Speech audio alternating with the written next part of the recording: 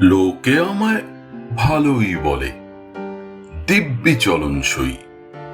দোষের মধ্যে একটু নাকি মিথ্যে কথা কই। ঘাটশিলাতে যাবার পথে ট্রেন ছুটেছে যখন, মায়ের কাছে বাবার কাছে করছি বকম বকম।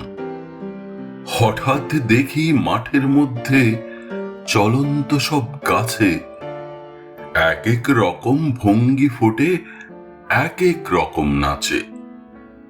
ও মা, দেখো নৃত্যনাট্য। যেই বলেছি আমি, মা বকে দেয়, বড্ড তোমার বেড়েছে ফাজলামি। চিড়িয়াখানার নাম জানো তো? আমার সেজ মেশর। আদর করে দেখিয়ে দিলেন পশুরাজের কেশর। কদিন পরে চুন খসানো দেয়াল জুড়ে কি ঠিক অবিকল সেই রকম মূর্তি যেন দেখি। ক্লাসের মধ্যে যেই বলেছি সুরঞ্জনার কাছে, জানিস আমার ঘরের মধ্যে সিংহ বাঁধা আছে।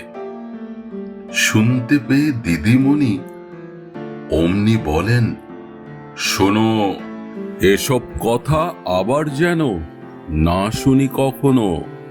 বলি না তাই সেসব কথা, সামলে থাকি খুব। কিন্তু সেদিন হয়েছে কি এমনই বেয়াকুব, আকাশপাড়ে আবারও চোখ গিয়েছে আটকে।